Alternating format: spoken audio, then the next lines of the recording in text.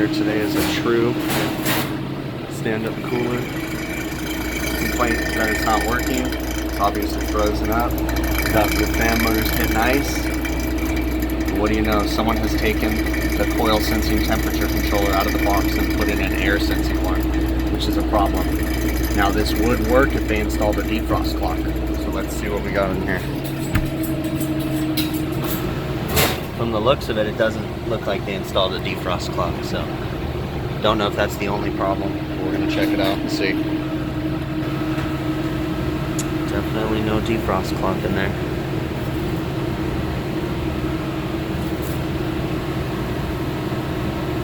Condenser coils impacted also.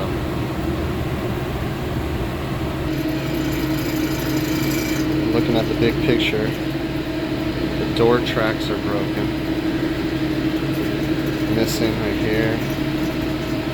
See, this is flexing. The door itself is just damaged beyond belief. So we're definitely gonna have to put in a quote to repair this thing properly. Just taking this apart so I can defrost it, and it's nuts how much ice is inside here. I had to put a pan under the box, lean it forward over their little drain grate right there, and I'm using a water hose and just making sure I'm not making a mess. Do it nice and slow. You can't rip down on this drain pan because this is actually not the drain pan. There's another one underneath there that's just got styrofoam that it's glued to. So this has to come out. Like if it doesn't come out, it's frozen and you'll rip the drain pan off when you pull this cover off. So just nice. So this thing is totally defrosted now. Gotta make sure you can't just look at the coil because it was iced up all the way in the side, all the way in that side. So we're totally defrosted, and this thing was really dirty too with limbs.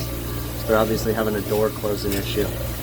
Blew the drain out since I had the hose, and then I pulled the front condenser cover. It's important too that I had this cover on while I was defrosting it so all the water didn't get into that switch and everything. But I cleaned the condenser while I had the hose, just blew it out real quick, rinsed out the rails, the box as best as possible. It's still a little dirty. This is our evaporator that I was talking about, or our drain pan. So this is the cover, but see, if you just yank down on that, you'll pull this drain pan right off of this glue. So you don't ever want to do that. So I'm starting to put the drain pan back in, but before I did that, since I had it off, I just ran a leak detector all along the coil just to make sure. I don't even have gauges on here yet, but I had it apart, so might as well. It's really easy. So I'm just putting the screws in one by one. Hopefully there's no damage to that motor. It did get wet. Sometimes you can't avoid that. It is what it is, so we'll see. And temporarily I'm gonna have to put their temperature controller back in because I don't have the factory one, but part of my quote will be putting the factory controller back in this box. So we're just gonna temporarily wire it back up the way that it was and then check out the rest of the system. So like I said, I temporarily put their thermostat back in. I've got the unit running right now, and I'm going to watch it come down in temperature. If I don't see a noticeable difference in 10 minutes, then I'm going to go ahead and apply service gauges to this unit. This is a sealed system. It has a very small refrigerant charge, 10 ounces of 134A, so I don't want to put gauges on there unless I absolutely have to. So like I said, I'm going to watch it for about 10 minutes and see if I see a 10 to 15 degree temperature drop within those 10 minutes or so, and if I don't, then I'm going to go ahead and put service gauges on it. So no matter what I set this temperature controller at, it either gets way too warm or way too cold. We shouldn't be getting a 22 degree return air temp in this box. All right, so this was a service call on a true reach-in cooler that wasn't working properly. And like you guys saw in the video, what I found was that the unit was totally frozen up, okay? A giant block of ice inside the box. What had happened was the previous contractor had installed an air sensing temperature controller. So they did not use the factory control.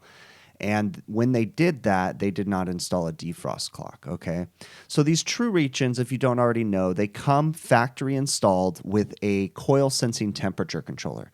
And what that coil sensing temperature controller does is it maintains temperature inside the box, but then it also it has a built-in defrost into the control, and by design, basically, okay? Because it's embedded in the evaporator coil. Whenever the evaporator coil satisfies, or the temperature controller satisfies, it will not turn the box back on until the evaporator coil gets to a certain temperature, okay? And usually what they do is they make that temperature like 39 to 40 degrees into that control, okay? So the control does that.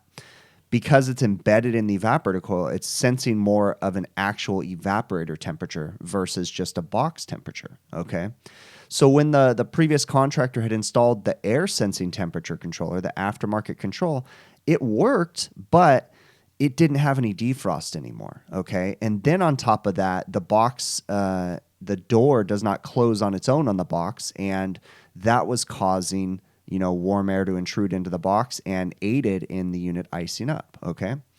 So what I did was I defrosted the box, confirmed that the temperature controller itself is actually bad, found all the problems with the box. It needs new casters, it needs a new door, it needs a new temperature controller.